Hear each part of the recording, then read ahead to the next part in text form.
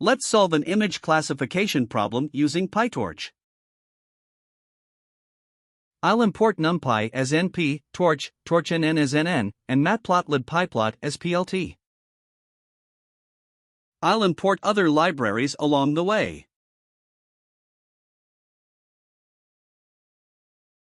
In this demo, we'll use MNIST, a handwritten digit dataset. From Torchvision, import datasets and transforms. I create a training dataset with datasets MNIST. It loads MNIST data from the folder specified in the root argument. Setting the train argument to true means it loads training data. As the download argument is true, it will download MNIST data into the root folder if it hasn't already done so before. I create a test dataset by setting the train argument to false. MNIST uses NumPy arrays to store 8-bit integers ranging from 0 to 255.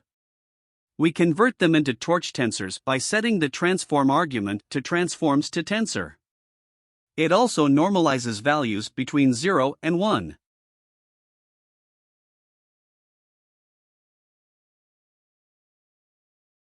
The train data contains 60,000 images, and the test data contains 10,000 images.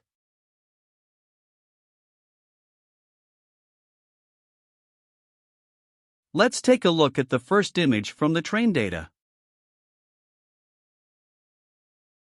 I print the data type, image shape, and label value. The data type is TorchFloat32. The shape is 1 by 28 by 28.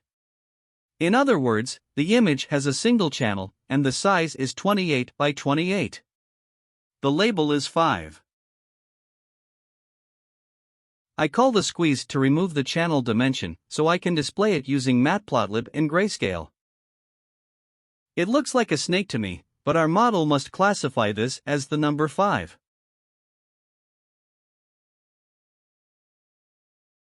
MNIST contains many images, so we'll use data loaders to fetch a batch of images each time. I set the batch size to 32 for both train and test loaders.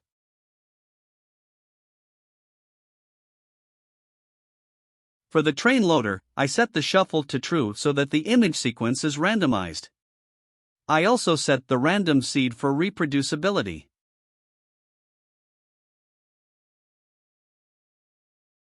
Let's examine a batch from the train loader. From Torchvision utils, import MakeGrid for creating a grid of images. We retrieve the first batch of images and labels from the train loader. Then, I use the MakeGrid function to create a grid of images from the batch. I set nRow to 8, meaning the grid will show 8 images per row. I call the permute function to move the channel dimension to the last so that Matplotlib can handle the image. We can see 32 images of handwritten numbers.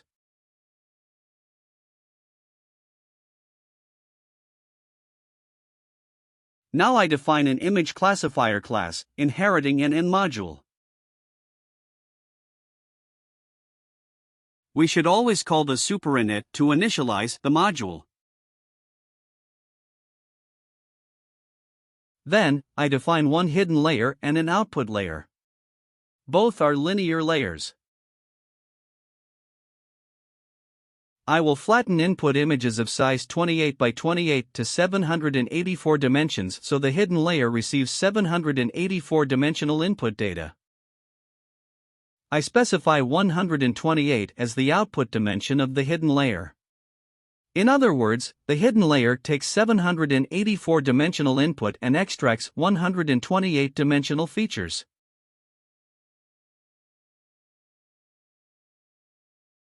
The output layer takes the 128 dimensional features and outputs 10 logit values. When we feed forward input X, it goes through the hidden layer, then the ReLU nonlinearity, and the output layer. The ReLU function is imported from TorchNN functional, which we define as capital F.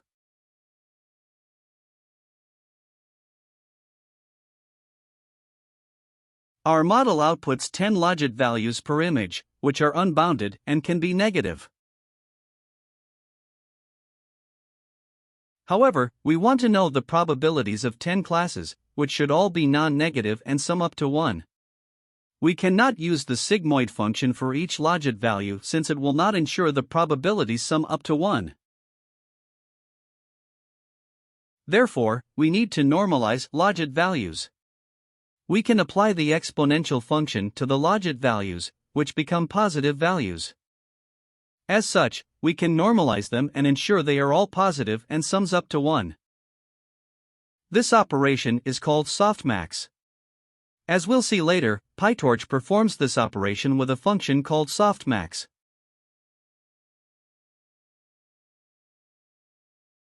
Now, we can calculate 10 probabilities per image using softmax. However, labels are integers between 0 and 9 inclusive. The question is how to compare probabilities with label values to calculate errors. We can express labels in one-hot encoding where only one element is 1, and all other elements are 0. Using this approach, when the label is 3, it is expressed like this.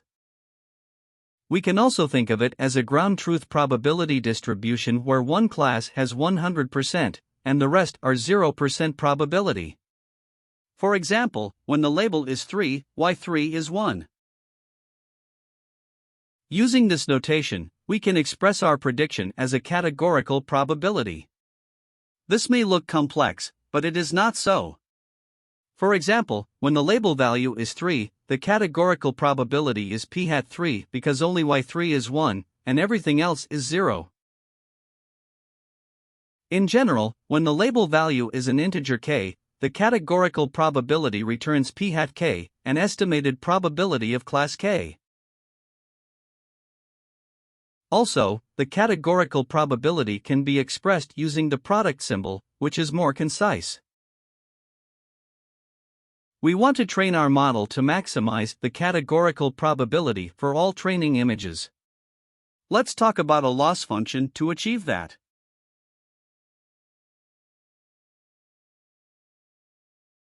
Multiplying values less than 1 many times would result in a tiny number, which is troublesome since computers have limitations in how much precision they can maintain. So, we apply the natural logarithm to the categorical probability, then multiplication becomes additions where we apply the log to each probability k and sum them up. We want to maximize log categorical probabilities for all training images. In machine learning, we think of minimizing loss. So, we want to minimize negative log categorical probabilities. In other words, we want to minimize the mean of negative log categorical probabilities. We call this multi-class cross-entropy loss or simply cross-entropy loss. I used a superscript to indicate the ith image and label in a batch. N is the batch size. We used the cross-entropy loss for each batch to optimize the model when training our model.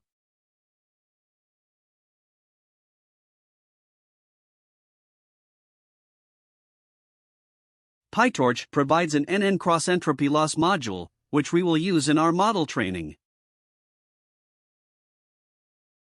The cross-entropy loss function takes logit and label values. So, we don't need to worry about calculating probabilities for all classes or using one-hot label encoding to use the cross-entropy loss module. It efficiently handles details for us.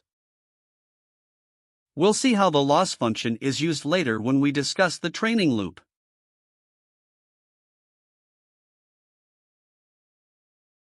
I'll use Atom Optimizer for this model. Atom can adjust the learning rate independently for each parameter depending on how fast or slow learning is happening. So, it's suitable for training a model with many parameters where a single fixed learning rate may not work well for all parameters.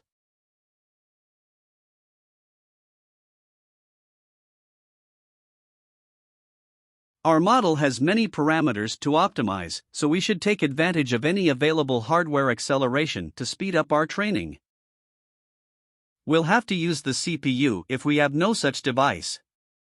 This is also a default device when we don't specify any. If we have a computer with NVIDIA GPU, PyTorch can take advantage of parallel computing through the CUDA library. To do that, we create a device object for CUDA. If we have a computer with Apple Silicon, PyTorch can take advantage of the GPU power through metal performance shaders. To do that, we create a device object for MPS.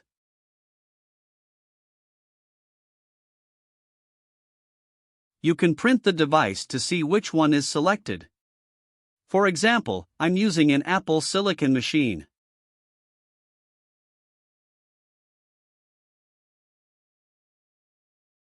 We specify the device to our model, input data, and label data so that the computation can take advantage of the device. We'll see examples in our training soon. In the training loop, we'll train our model with the training dataset and evaluate the accuracy of model predictions with the test dataset. In each epoch, we set the model to the training mode for training and the evaluation mode for evaluation.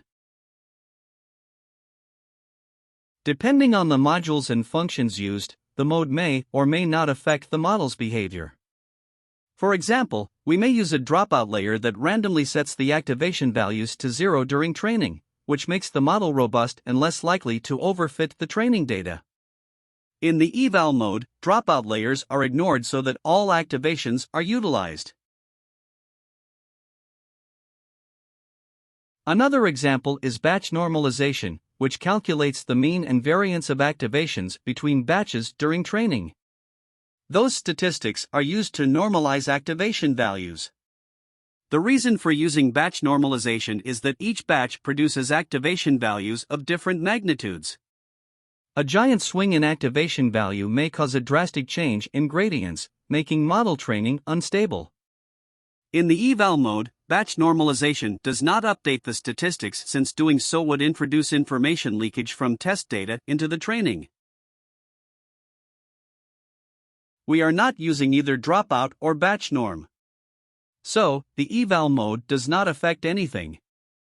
However, we should always set these modes appropriately as we may find ourselves adding those modules into our model definition while not realizing dropout occurs during training or batch normalization misuses information from the test dataset to inadvertently improve the performance.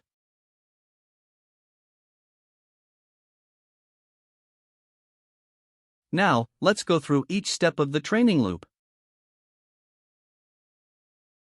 We are going to use 10 epochs to train the model. As we discussed, we alternate training and evaluation within each epoch. For training, the model is set to the training mode. I define a list to keep track of loss values. The train loader will generate batches of training images and labels. First, the gradients are cleared. Then, image tensors are flattened and sent to the target device. Labels are also sent to the device.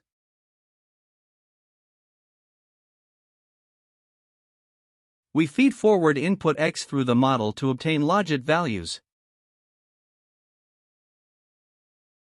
The cross-entropy loss takes logit and label values to calculate the loss. Then, backpropagation is performed to generate gradients. The loss value is appended to the list.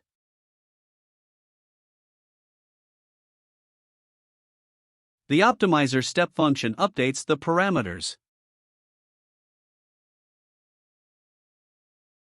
We repeat the training until all batches are used from the train loader. Finally, an average loss value is calculated, which will be printed later with an accuracy score.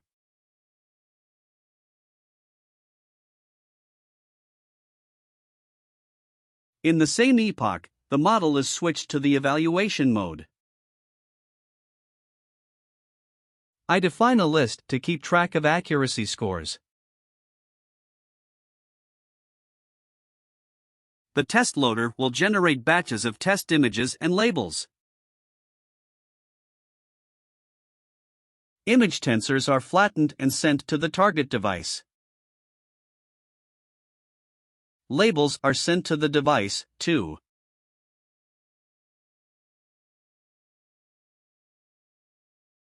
Then, we feed forward input X through the model to obtain logit values. We do so within the context of NoGrad, which temporarily disables the generation of gradients for all tensors. Since we don't need gradients for evaluation, it is a good practice as it reduces the computation load and potentially makes the model run faster. We pass the logit values to the softmax function to calculate the estimated probabilities for every 10 classes per image. Then, we use the argmax function to find the most probable class for each image. You could also directly pass logit values to the argmax function to find the most probable class since we don't use the estimated probabilities here. The higher the logit value is, the more probable the class is.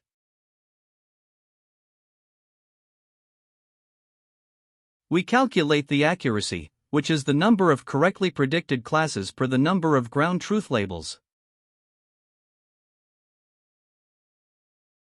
The accuracy score is appended to the list.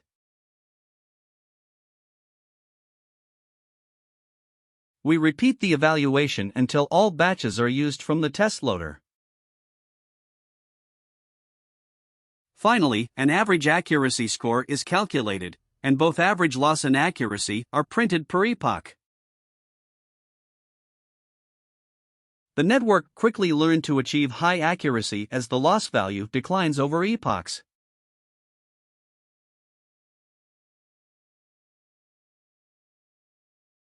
Let's look at test images and compare them with what the model predicts.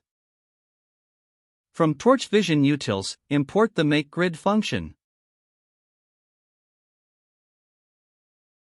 We retrieve the first batch of images and labels from the test loader. We use the makeGrid function to create a grid of handwritten digit images. The nRow argument is to specify the number of images per row. Notice that we rearrange the channel to the last, using the permute method, so we can use matplotlib to show the image. We can see the handwritten digit images from the first test batch in the 4x8 grid.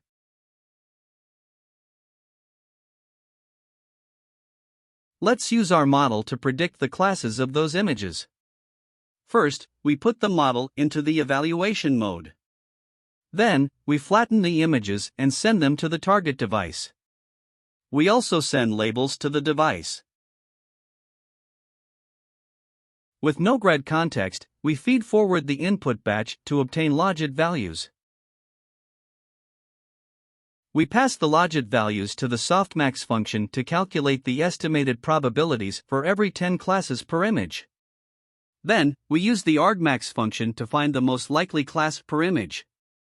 Again, we could directly pass logit values to the argmax function to find the most probable class since we don't use the estimated probabilities here. We calculate the accuracy, which is the number of correctly predicted classes over the number of ground truth labels. It is 96.88%. Let's see what was misclassified by printing y-hat. As it turns out, the image of 5 was classified as 6 by the model.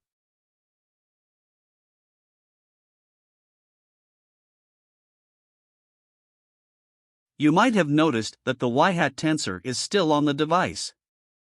If you want to convert the tensor to a NumPy array, you'd need to move the tensor back to the CPU and then convert it to NumPy since NumPy works on the CPU only.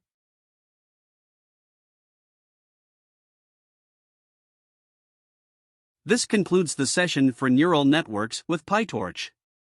I hope you enjoy learning how to build a neural network. Bye for now.